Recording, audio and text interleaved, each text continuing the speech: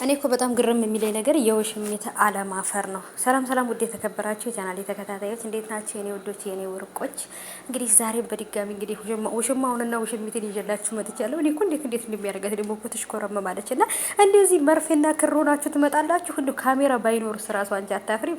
ሴት ልጅ አይደለሽ? ምንም ፍቅረኛሽ ቢሆን እንደዚህ መንዘላዘል ኤዲያ ምን ነው ሸዋ። ለማንኛውም ይሁን እንግዲህ እንዴት እንደሚያደርጋት ህይወት ማለት ነው። በቃ ካለሷ ሰው የለም፣ ካለሷ ቆንጆ የለም ምናምን እንደዛ ነው የሚመስላት መስለኝና ተዋርዳለች ማለት ነው። ተበላች።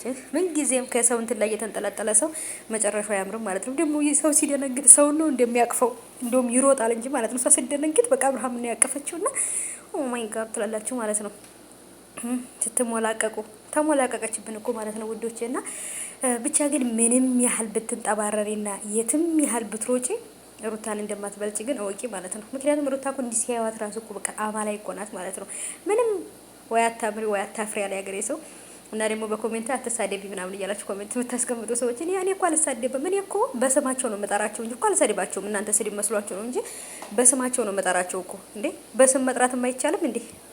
እና እኔ በስማቸው ነው የምጠራቸው፣ ግን ለእናንተ ስድብ መስሏችሁ ሊሆን ይችላል እንጂ እኔ በስማቸው ነው የምጠራቸው።